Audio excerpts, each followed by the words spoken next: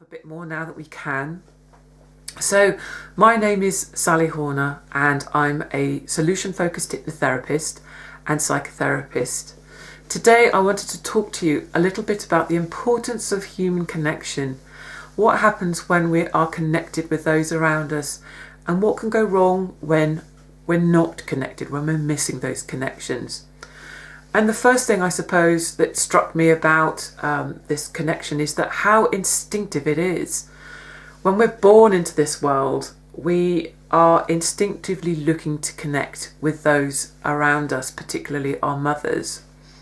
And that's before our brain is even wired. So this isn't something that we learn in response to others. It's just something that we naturally do. And when mothers and babies meet each other for the first time, there's this lovely happy chemical that's produced called oxytocin. And oxytocin is one of our happy chemicals. And it's probably my favourite. It's known as the love drug, because when you produce oxytocin, you feel all those lovely warm fuzzies in your tummy. And oxytocin is a little bit special. It's not like other happy chemicals. And that's because it operates on a positive feedback loop. So what I mean by that is when we're producing oxytocin, it promotes certain behaviours such as empathy, trust and cooperation. And then in doing those behaviours, that in itself promotes the flow of oxytocin. So the whole thing becomes a very positive cycle, and not just for us, but also for those that we're interacting with too. So we act in a certain way, and that means that it's likely that those around us will also act in that same way, and that means that we then connect with each other. So oxytocin is just a way of connecting with others.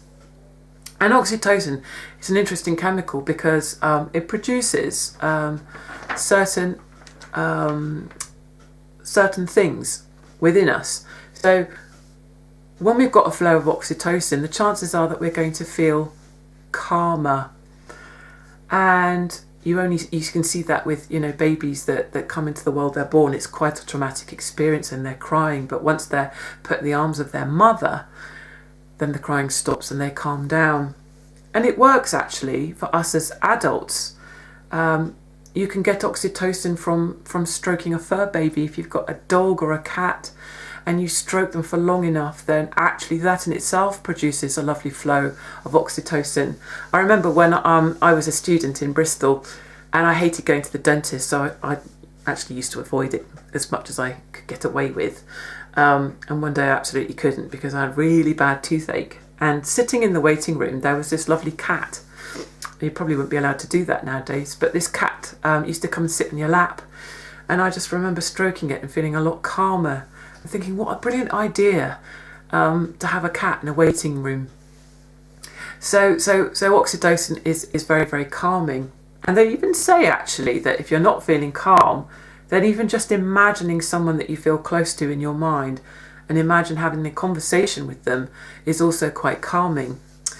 But one of the other things that oxytocin does is it also, apart from calming us down, it eases stress, because we're calmer, and interestingly it inhibits tolerance to addictive substances, so alcohol and cocaine. It also reduces withdrawal symptoms, so if we have a lovely supply of oxytocin because we're connected to people, we're much more able to withdraw from harmful substances. It induces sleep. So sleeping next to somebody, can produce a flow of oxytocin and help us drift off. And it also promotes protective instincts. So when one of our tribe is being threatened, the oxytocin will kick in and all of those lovely protective instincts will become much more apparent. So the sad thing is that in this modern day and age, it's much harder to have as much connection as we actually really need. And in America, it's said that as many as 25% of the population don't have someone close to confide in. They don't have what they would class as a good friend. That's 1 in 4 people, which is totally shocking. And so there's an epidemic of loneliness. I'm not talking about being alone, because many people can be alone and feel connected and are perfectly happy. And you can be in a crowd full of lots and lots of people but still feel extremely lonely because you're not connected. And loneliness in itself is not a mental illness. However, mental illnesses can lead to loneliness, so they can be a symptom of a mental illness. So, for example, when your brain perceives that you're under threat, the primitive part of your brain kicks in, and the primitive brain will encourage certain behaviours to protect you. So if, for example, you're a primitive man and you were under threat due to, I don't know, the tribe across the hill, for example, then your primitive brain would encourage you to withdraw, to isolate. And while that is an excellent protection strategy, it totally sabotages our chances of connection and therefore happiness. And it's even said that loneliness is contagious. So there's a 10-year study which actually revealed that loneliness spreads in social networks. So people close to someone who's lonely are 52% more likely to be lonely as well. So it actually causes its own epidemic, if you like. And loneliness or a lack of connection can also start to promote unhealthy behaviours. And I think it's quite well known now that people that don't feel connected to anyone, that have that lack of connection, are much more likely to self-medicate either by drugs or by alcohol, in order to produce a way of feeling just a bit better about life, because they produce dopamine, and dopamine does temporarily make you feel better. So masking that lack of connectedness through unhelpful behaviours that then become addictive.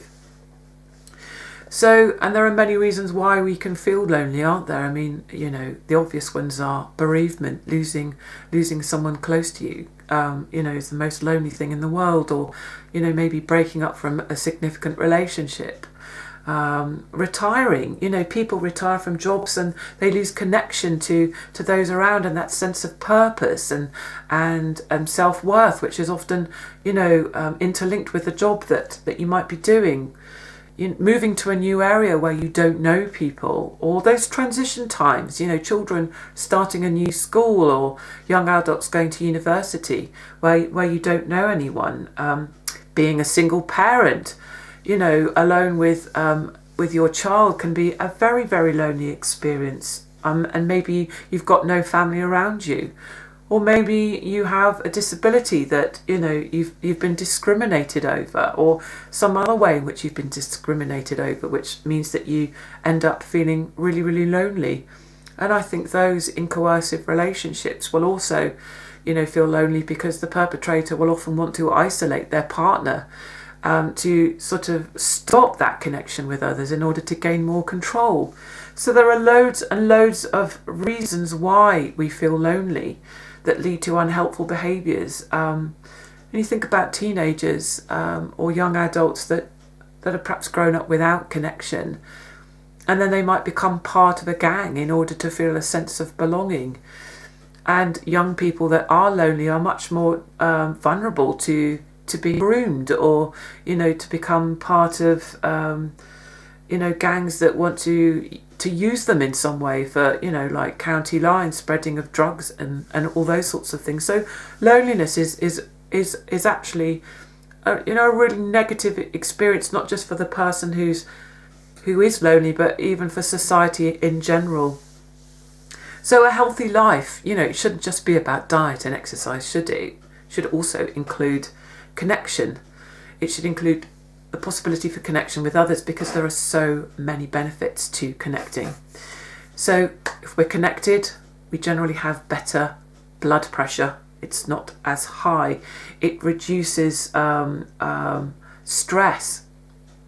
We're much less likely to be obese. And also, if we're connected, then we're much more likely to be able to regulate our emotions. And I think that's because we connect with people, you know, we've got someone to talk to. We can talk about our worries with somebody and they can sort of add perspective or bring, you know, a different opinion. And it always feels better when you talk about those issues out loud. You know, you're more likely, if you're connected with those around you, to have more self-worth, to feel like you do belong, to feel happy. And you're going to be more empathetic. You know, we talked about the benefits of oxytocin and producing empathy and happiness. And interestingly, if we're connected, we have a better immune system. Because when we're lonely, we're often stressed. And when we're stressed, we produce a stress hormone called cortisol. And cortisol is a chemical that can really cause a lot of inflammation within us. And inflammation causes disease. So connection will actually improve our life chances as well. And so therefore we're much more likely to live longer. And a review of, I think it was 148 studies, show that those with a strong sense of social connection are 50% more likely to survive. And actually, thinking about survival, the biggest killer of men up to the age of 50, it's not disease, but it's suicide. And people commit suicide because they don't feel connected to those around us.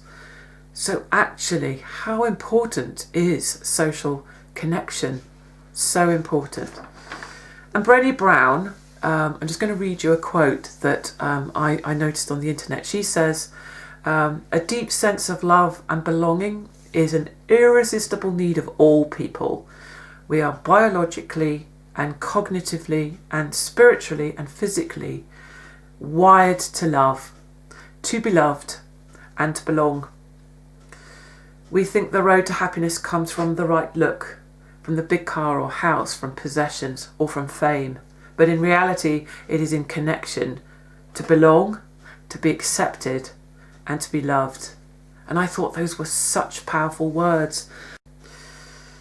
So go out there, connect with others. Walk down the road, catch a stranger's eye and smile at them. Notice what it does for you and watch what it does for them. Just connect, talk to people. When you're cashing out at the supermarket, talk to the person on the checkout. So go out there, connect with others and be happy.